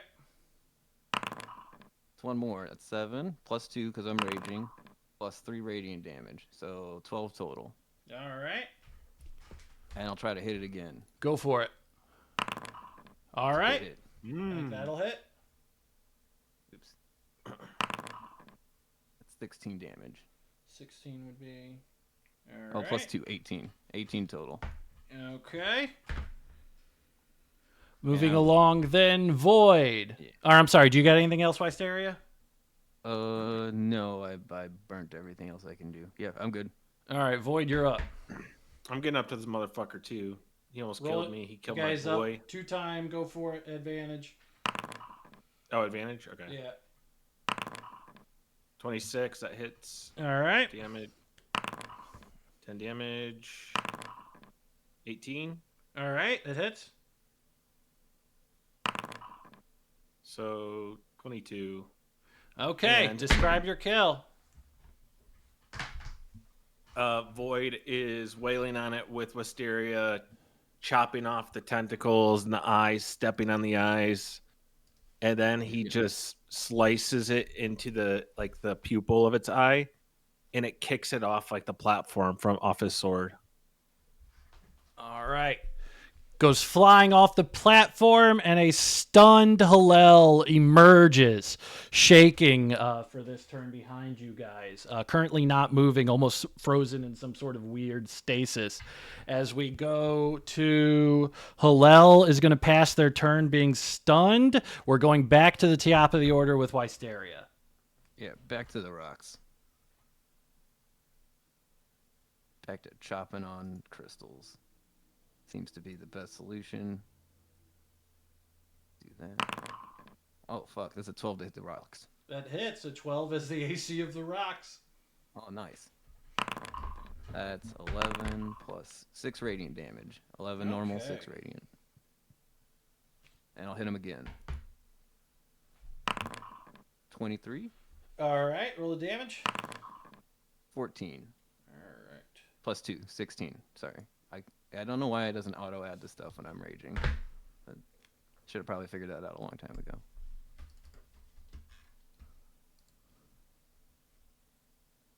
And that's it for me.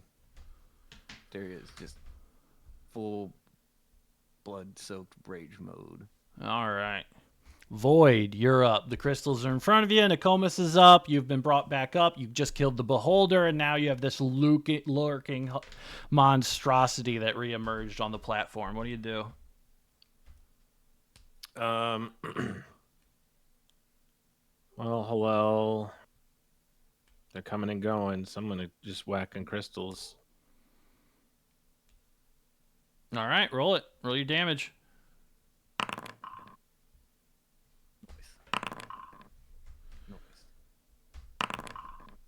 Crit. Ooh, Is smite that 2 one. crits? No, 24 plus 11 is the damage. Can you smite that? And double I the smite. think I can do. Yeah, I can do a divine. So the smite total on it. damage so far is 35 before smite. Correct.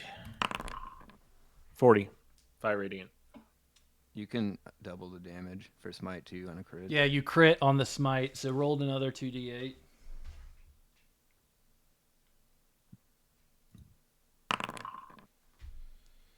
Okay, so that would be 13 plus 35.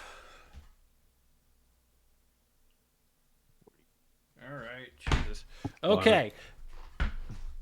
As you smash into this crystal, the central mechanism of it, the center biggest one, splits in twain and hovers. You see Hillel drop to one knee, her massive, divinely weird, mathematical, humanoid, twisting frame, leering at you with what can only be some sort of godlike emotion like anger, but even worse for mortals. As you guys stare at this thing, kind of shaking, almost hulking, it becomes clear that at this point, Hillel has been made completely indisposed.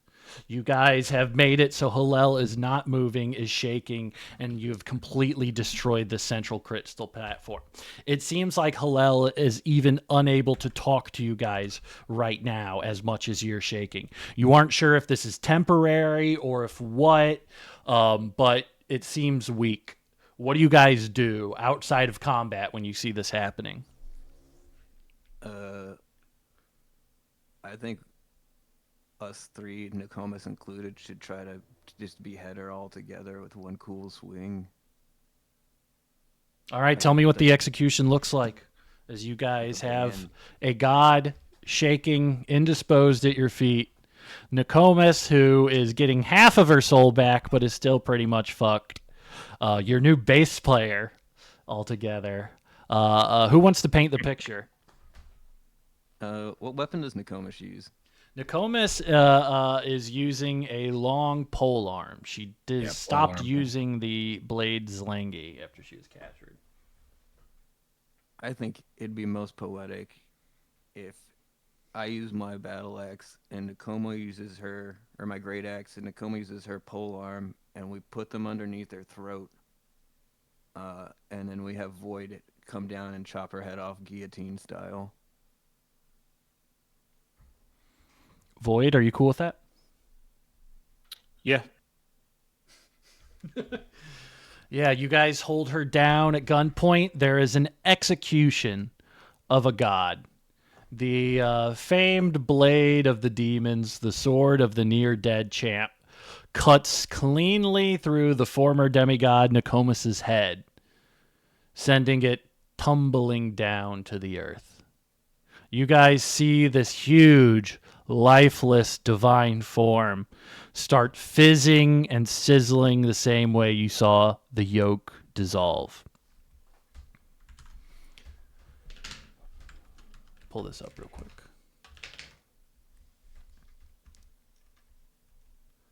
As Hillel falls, the purple crystal grows dim, and the blue moon that is the corpse of Hillel casually glides into motion in the night sky. The thrum of all divine dead. You see the entirety of the Pronger Valley before you. Every tribe, every faction. The wind kicks up. What do you guys do in this moment? You fought for a little bit of platitude, a little bit of peace, and, you have lost Brother Jubal, but you have killed a demigod.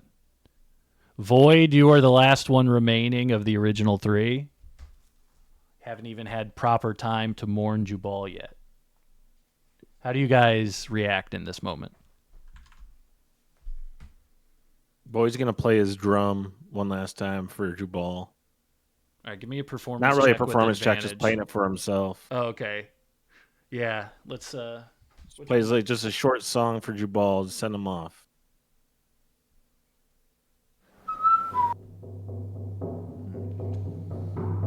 Wysteria, what are you doing? He's gonna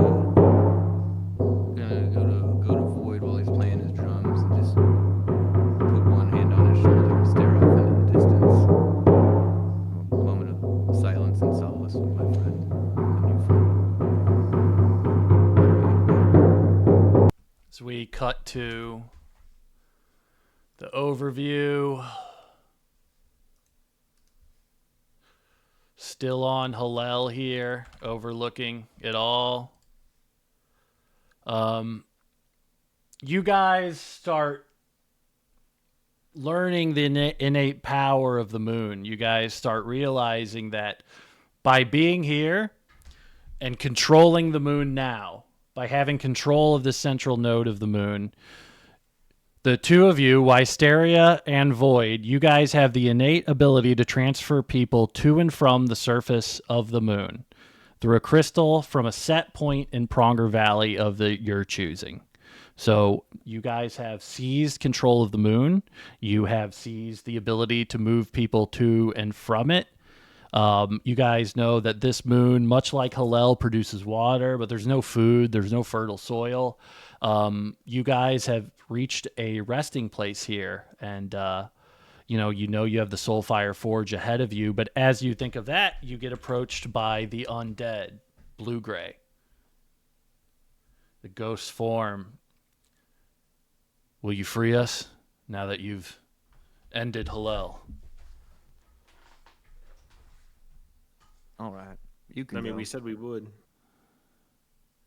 Thank you. I've been experiencing something, alive or dead, for about 6,000 years. I think I'm ready to tune out now, and then you just see him instantly dissipate, instantly crunches into nothing in front of you guys, leaving only a vague smell of rosemary in his wake. But as of now, at this point in it, we still have the Soulfire Forge to go to. You guys know the Soulfire Forge. We will handle how the Quenched use this moon in the epilogue. But fourth, now I think it just might be in best service to just have you guys progress towards the Soulfire Forge, and we can wrap up the campaign for good. Yeah. Can we fast travel to it?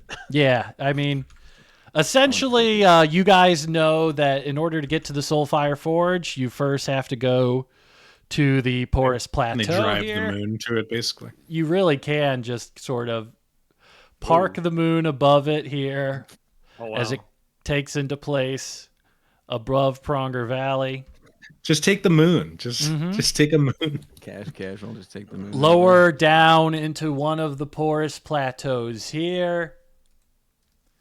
You guys know that you're headed to the Overworld Inn. So I'll just walk you guys through this. It's pretty much, if you guys have any questions, but you guys lead your way down, kind of mourning the loss of Brother Jubal, almost on autopilot, trying to get this thing solved. And I'm carrying Jubal's. Wait, did Jubal's corpse? It's just dust. It's dust. Just, He's definitely got some dust. Yeah. I rained my dust down on the Quenched people. You guys go to the Overworld Inn. That's where you tour the go. It's an ancient hotel carved out of high, dry stone overlooking the pale red Zoth Sea, which is a unique view to a lot of the demons who live there. Carp vacation here. You guys see a small pool in the center of the hotel extends down, leading to many stories of underwater accommodations. The Binturong room that you guys asked for is on the second floor. You guys go into the Binturong room. It's themed after exotic magical animals. Binturongs, they're devoted to the goddess of twilight, Nalera. As you guys go into it, you are instructed to open up a painting. You guys find a skull. You bring that skull to the Underworld Inn and go on another journey that takes about a day.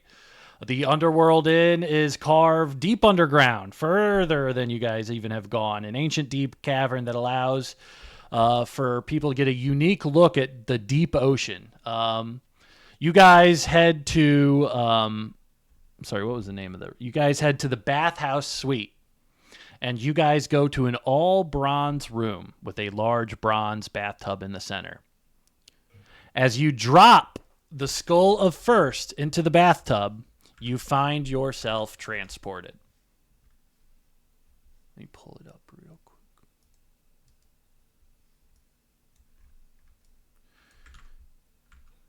Let me just get this little fucker out of here. Rude.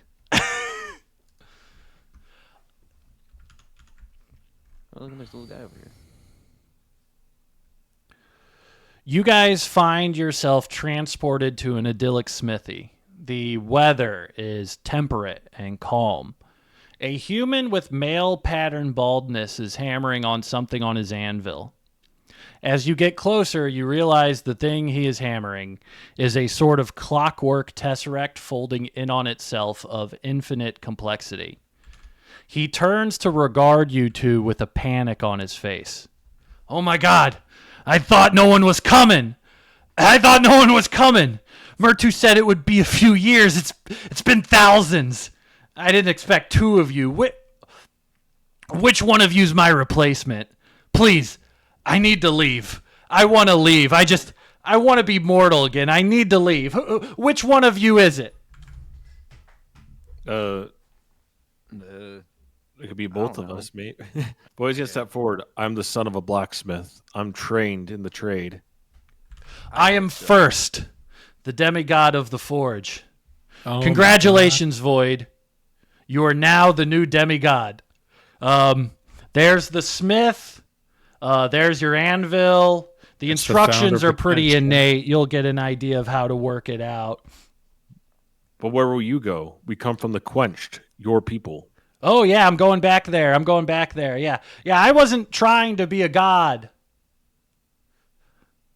Yeah, I kind of got suckered into this. He said he needed somebody, and, it's kind of been 4,000 years. Yeah, I'm ready to, go back and, just be a regular guy. So I'm going to get out of here if you guys are good. If you're good, you're the new demigod, so we're good with that, right? How can I reach you? Wait, you won't need me. You'll have a whole bunch of business. You'll have a whole bunch of things to worry about. I really don't need to worry about it right now, actually. If you guys have this set, I've been kind of waiting to leave for a really long time here, actually. So, I'm going to start kind of going out here. If you want to leave with me, excuse me, miss, I don't know, but, you could go with you. So somewhere in the furthest recesses of your mind, you hear Jubal screaming, "Run, Void, run!" I don't think we should be here. This is a sucker's deal. I'm already undead. I could live forever anyway. Void, what do you do? He's the demigod is trying to leave. He's very obviously trying to push past you and leave. What does he get out of this? Just to Are you leave? asking him?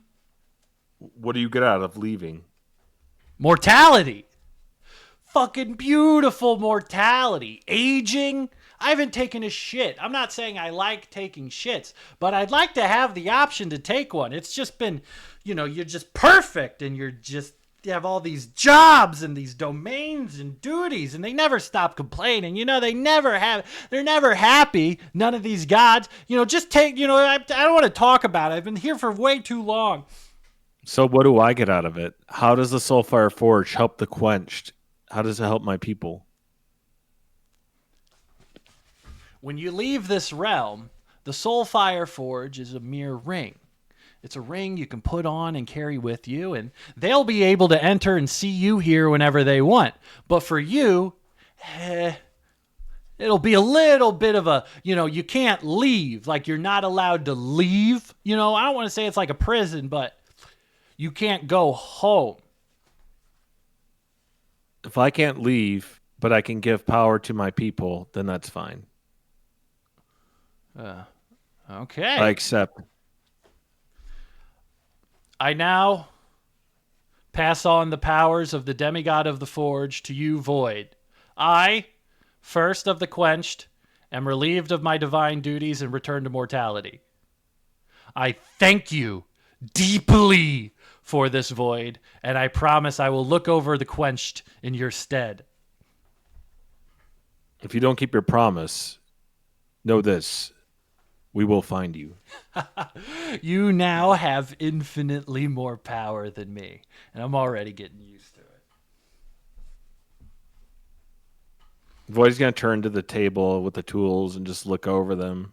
And then he's going to As get to work. You feel an innate divine understanding of all working things wash over you. A divine understanding stemmed from the forge, growing out from that until all knowledge, engineering, and things like this seize you in your mind immediately.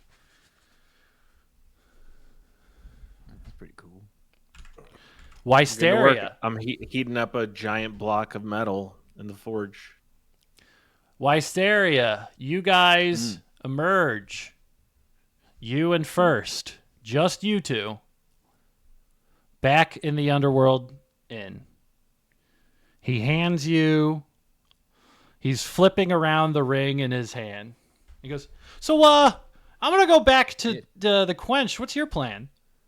Give me that ring. Oh. All right. Okay. You know that blue guy is going to come looking for you. Which blue guy? Your buddy, the guy who's the new demigod Void. Oh, no, I was going to deliver the ring to the Quenched in his stead. Oh, okay. I thought you were robbing me. Here you go. Here's the ring. I thought you were robbing me. I was going to let you rob me. I'm not really that worried about stuff like that. Say, is it a big deal if I'm not wearing clothes? It might be, but the demons down here seem to take a liking to stuff like that. Oh, I remember those guys. They'll remember me. They'll remember me. All right, let's go wide shot real quick here as we kind of pull out. I kind of have some future document questions waiting here to see how we're going to handle this. So we're going to leave Brother Jabal getting shocked by a beholder with a death ray, fighting for what he believes in, and giving his people a true victory over the region. We end on Void, dutifully serving the role of the demigod of the Forge, allowing the founder of his tribe from 3,000 to 4,000 years ago a chance to finally enjoy his hard-earned mortality. And what's the last image we're going to hover on Wysteria, Elliot? What does she do with that ring? She returns to the Quenched. She finds the elders of the tribe, tells them about what happened, about Brother Jabal's passing, that he was a great hero, that Void is now a demigod, and he can be contacted within the ring of the Soulfire Forge, and she will give them the ring. So the interesting caveat from this Wysteria, I guess last thing I want to ask you is with Void gone and Brother Jabal dead, you have sole access to the moon. You have sole access to the moon. You have the sole ability. You can transport people and move people up and down it. You can give people access to the moon, but you are a gatekeeper right now, and only you have control of it. Can I ask a question? Sure.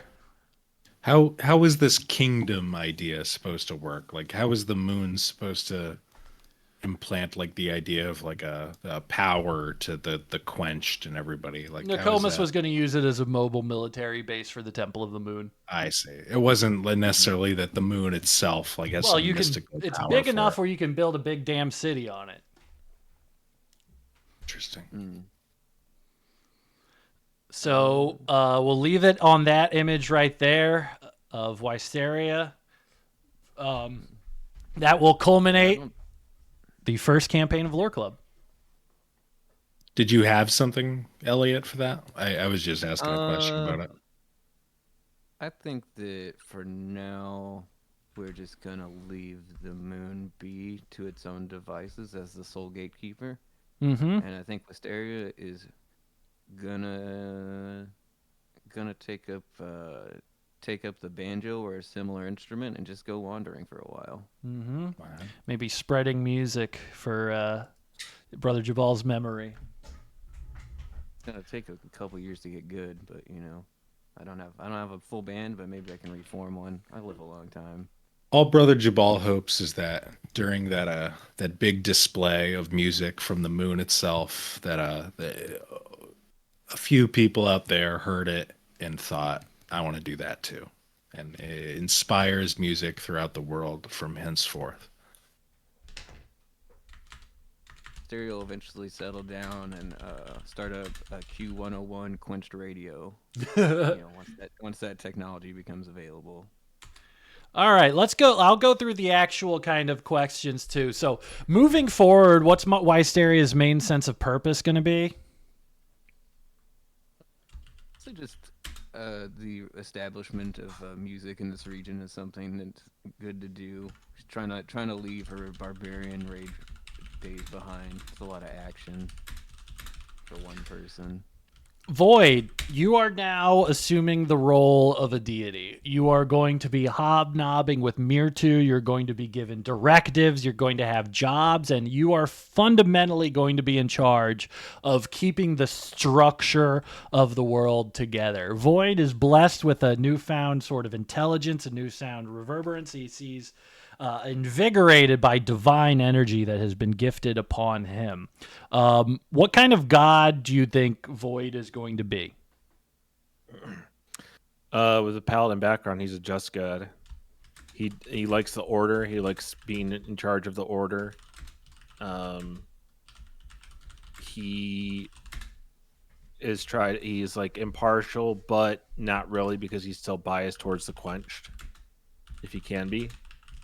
There's no perfect god, and spends his time working, forging things, and whistling the flute song that Jabal played, even the horrible solo, to a T. And does Void? He's just stuck there. He doesn't even get to go to the bathhouse, right? Void doesn't get to go to the bathhouse. Void has to work. Void is lumbering along. Is a god of duty. He doesn't get to come on. He doesn't get to rest at the god. Well, bathhouse. actually, we do have it canon that they all can go. So he does get to go. Yeah, he does get to go there. He gets to hang out and You're chill never with the other allowed gods. in the mortal realm ever again. You can never see your homeland. You can't see the quenched. I You are think strictly in the realm of the divine.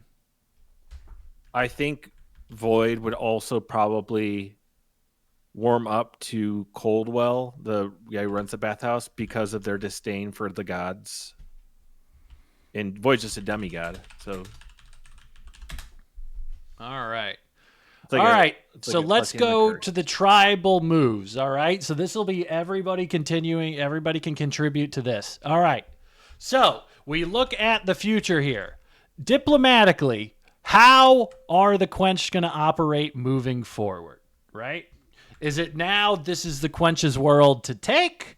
Is it the Quench's world that they have made just and now they can just kind of leave it be? What is the movement of the Quenched moving forward?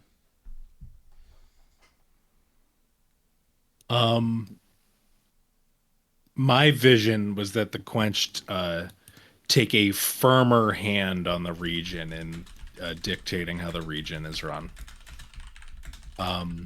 I think they're kind of in the best possible position.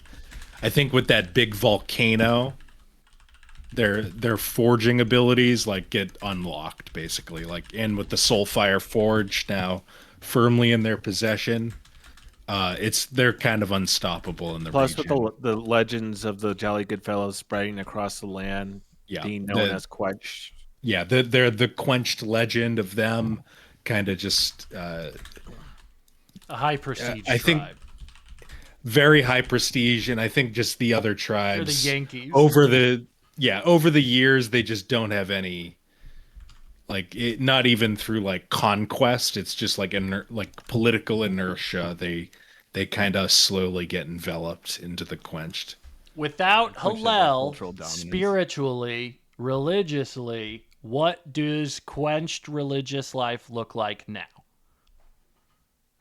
I think Well, it was mostly just like a fragment of them. yeah, the first men, I think Hallel was their thing, like the moon. And I think like the idea of it was that they all really forgot what Hallel was actually like, and it's kind of become its own symbol. So I think like through music and things like that, they tell themselves this story of Hallel that isn't really accurate, but it's what they want to perceive as being accurate, as this like forgotten symbol that was kind of lost over time, and the kind of symbol of prestige of humanity and the coming together of the different families into the Quenched. But it's not what Hallel actually was. It's just like their memory of it, and they keep that alive. But They probably Hallel, worship Void a little bit too. exactly, yeah. All right. We have the volcano. How do you think they will intend to harness the Soulfire Forge? Essentially, if you would be, the Soulfire Forge is an amazing forge that they're able to access, that the gods use. So any blacksmiths would be able to work alongside Void would be the real advantage. So it's an influx of knowledge, it's an influx of materials, and an influx of technique. I wonder if Void's father forged in the Soulfire with alongside Void after this. It'd be weird if your son's a god. Be pretty cool though. You're like that. That'd be like being like Tom Brady's dad, right? Yeah, that'd be pretty awesome, actually. All right, so that's a good stake on how the Quenched are kind of going to move forward. We'll do some random rolls for that later. So we're not going to do random rolls for the Quenched because I'm probably going to have that be a separate campaign somewhere along the line. But we are going to have random rolls now for every single tribe to see how they are doing. So I think in general, I think like for the next campaign, I think the Quenched, they're no longer like considered a tribe in like I however think many this years. is the birth they're like of a just kingdom, they're like a superpower of this region, basically. yeah, definitely Hegemony. unquestioned. It's a straight hegemony. Yeah, exactly. Who feels the most powerfully about the Bull Kings? No, those are the Democrats. Those are the democracy tribe. Yeah, fuck them. Somebody roll. So the Bull Kings are a tribe full of self-inflicted wounds. The Bull Kings lost the majority of their military power in the bloody civil war that saw your ally, the rebel Throfar, usurp power. So you're going to roll a D4, Elliot, to determine what the Bull Kings are going to do. A 1 is things are so bad they have to migrate. A 2 is they merely survive a hard Scrabble existence. 3 is they actually survive in their climate. And 4 is they reach a level of wealth they didn't think possible. So go ahead and give me a D4. You better roll low. Fuck. You motherfucker. The Bull Kings found themselves inexplicably into wealth. I kind of like that they continue to be a thorn in the side of the Quenched like throughout the generations. they continue being. We don't know You know how what? that will manifest yet, but Every story has to have strife. We got. Yeah, they need a villain throughout. the Bull Kings are doing very well for themselves despite everything that happened. Maybe Throfar ends up actually being an amazing leader. All right, I love that. I like let's that a lot. let's go down south. Fuck that motherfucker. Who wants to stumbled roll for across the a Wick luxury Wings? resource. Let's go see how the Wick Wings are doing. I'll roll for the Wick Wings. They So were kind of falling apart last time we saw them. The cosmopolitan Wickwings saw their home harassed by greedy Bull Kings and flooded by druids. While they retained their independence, the tribe is still recovering.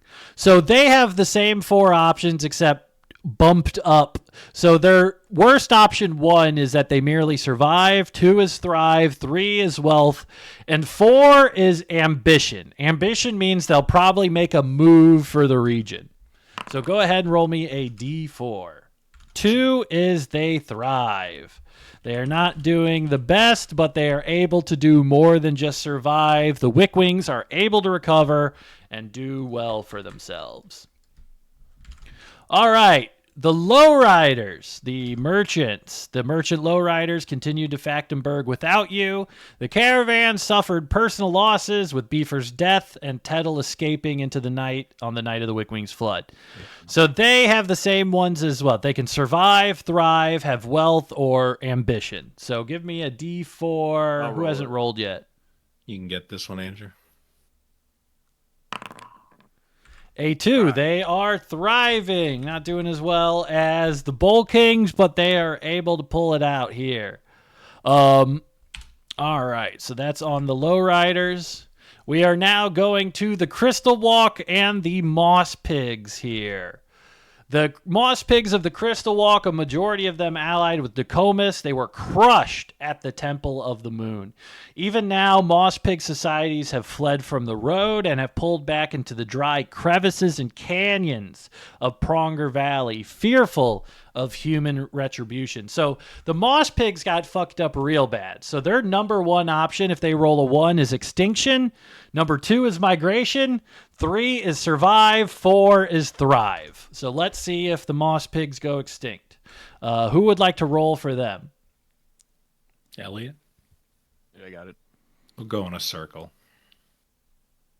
4. Oh wait, I typed that in wrong. /R. Oh no. Oh my god. The Moss Pigs are thriving. Can I Surprisingly, offer a suggestion? yeah.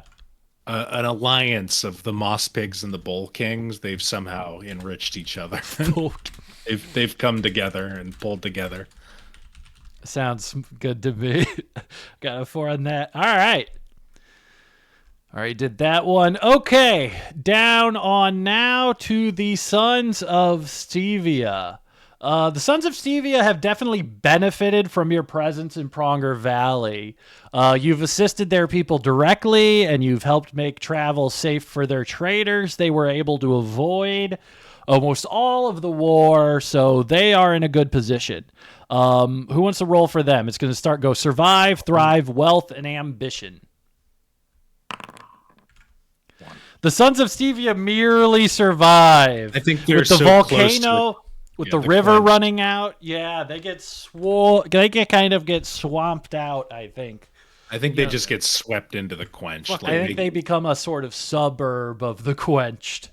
Yeah, I think It's they a just. Dallas I think Fort Worth situation. The Quench are literally just the Ottomans now. I bet they just pick up shop and they're like, this place is screwed. We got to move into the quench. Everyone They're can do gone. their thing as long as they pay us taxes, Mm-hmm. Ottoman style. Yep, exactly. All right, that's the Sons of Stevia. All right, the Fiadem. All right, cautious people. The Fiadem made no promises to anyone and trusted nobody, but they had multiple unsuccessful business ventures. First, they were allied with the losing side of the Bull Kings. Then they lost a ton of agents in the Porous Plateau. So the Fiadem haven't been doing that well. So the Fiadem have They signed up with the Temple of the Moon too. didn't yeah. They a 1 for them would be they're going to leave the region. That would be migration. So they have migration, survive, thrive, and wealth. So whoever wants to roll for the Fiadem, go ahead and roll that. I'm doing now. No. Oh wow, they're wealthy. Not quite wealthy, but they are thriving. They are doing well. Everybody's kind of doing well in the region except for the Sons of Stevia, ironically. Let's check with the Temple of the Moon. All right, this is the last one here. The Temple of the Moon was conquered by Nokomis and then liberated shortly after by your party, but only 2 paladins of the Temple of the Moon, Shackleton and Bellini, are actually still alive. So we only have 2 guys left. So the role for this one is going to be 1, the temple just immediately ceases to exist and is abandoned forever. 2 is that they abandon the temple itself, but they go to the road and they start preaching or try to start a new, smaller church. 3 is they maintain the temple as custodians. And 4, the tragedy is the seed for a full religious revival of the church. I don't want to roll this. I keep rolling 4s. No, be careful, man. Can I just cheat and put in 1d3? No. Roll the 4. Just so roll the 4. Okay. Yeah. They have abandoned the temple. The Temple of the Moon is going to be abandoned. And they are not giving up the faith, however. They're just going to move to much smaller. Cool for a future thing though. Yeah. Well, yeah, I mean, that'll obviously be someplace that gets gone to again. That's why I wanted to do it.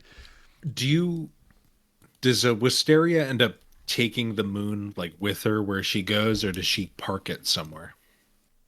I think she just leaves it up in the sky parked. Above the quenched? Yeah. That's where it belongs. Does she allow Park the any of bitch. the quenched to have access to the moon? Give them access to the moon. Yeah, the quenched whoever is there in their confederacy, who's ever an elder of any of the groups, has access to the moon. Okay. They Elders just have go up access. there and party. Yeah. All right. Let's see this. She's like, it's like King Kai's planet. It's like, why the fuck does he have a? Why the fuck does he need a car in that thing? Like, you can walk across it in like a minute, man. All I would ask for Jubal is that he's kind of remembered as a saint of music in this setting. That musicians everywhere kind of think Everyone about in the Jubal. Quench, they love music and toast their moon milk to him, to his name. So let's Moon milk has become inexplicably popular in the years to come. Much to his, they start milking Semblas on the moon, and they make a product called Moon Milk. blue. That's It's got but it's not naturally blue. They add shit have like a to it to spiced make it vanilla blue. flavor. And Alright. that product kind of aids in their cultural victory over the region, much Maybe to they make a, Jubal's infuriation. Yeah, maybe they put a Alright. big statue of Jabal up on the moon too. He doesn't need a You gotta- statue. Just the memory of Jubal for music. moving into position. Ironically, none of the original three were able to survive with their mortal lives onto this one. If you look at it technically, one was turned Yeah. into a god. One was killed like a dog, and the other one was blasted by a beholder. None of the original three really make it, but Void has been birthed into immortality by accepting a job he did not know he was interviewing for. Dying by a beholder death ray is pretty top tier. And Well, also by a D10 on the not even on a randomly chosen death ray. not bad at all. When I rolled two of them in a row, I felt like, oh my god, I'm killing them all. They're fucking dead. They're fucking dead. What were you gonna do if you killed all of us right there? I at the actually end? had something. Did you have a plan for that? Yeah, it was going to be, well, should I tell you? I guess it doesn't really matter. If you want, if you think that'd spoil something, feel free not to. But if you feel it would be, Now, the first person to die was going to get a raw, like if it was out of, they weren't even close. The first person to die was going to get a deal from Murtu to come back with full health. But they would have to basically give up their, every child, or it was going to be everyone had their own little thing that would have been just too much to ask, yeah. But yeah, that'll sum up the first campaign here. We went through the entirety of Pronger Valley on this beautiful map made by Titus. Smashed up stuff. Set order really is how I would describe the general tone of your campaign. It's just Brother Jubal was so frustrated by living in the primitive world, he sought to drag it into the future by its ears. He liked the Quench. pretty The fair. Quench he thought the Quench nailed it. As soon as he left his home, he saw how horrible everyone else He's was a progressive living. guy. He's like, Yeah. it's like living in America. Like, I love America. It's just so we could be doing better, We got to bring America everywhere else. Oh yeah, he was kind of just he was kind of like a fascist. He had Imperialist, I guess. he had the kind of retributive anger that only an academic can muster. And he died young too. Like He's like this. He's like the Spanish Catholics just going to South America or other countries, being like, these people are so backwards. They're not like us. We're good. it's But the he was able to accomplish exactly what he wanted. He has deemed the location of the Soulfire Forge. It is in possession of the Quenched. The moon that you guys used to worship is now plucked from deep underground and hovers above your city permanently in a way that might be off-putting to some. with Jubal's death, he has forever set a curse to all musicians from henceforth. They all die young. It's the 300 club. They die in the 300 That's club. so fucked up. All right, and we are going to do a wrap on Lore Club Campaign 1 here. Thanks, everybody, for watching. We'll put these up on YouTube, too. Big Lore huge Club huge. Campaign 2 probably won't be until like November, December.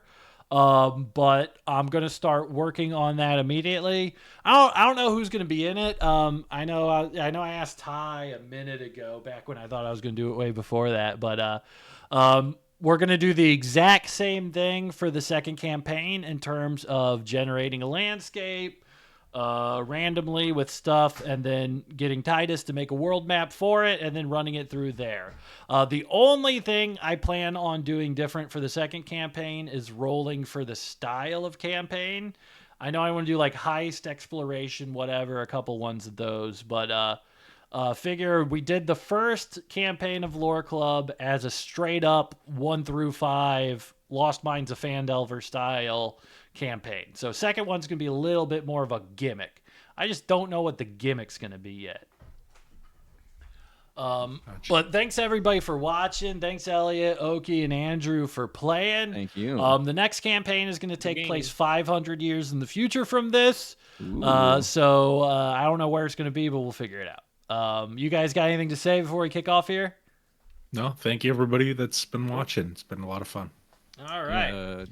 Yeah, do that. Lore Have Club fun. Campaign 1, Dunzo. Dunnies. We did it. Bye. All right, won. see you guys.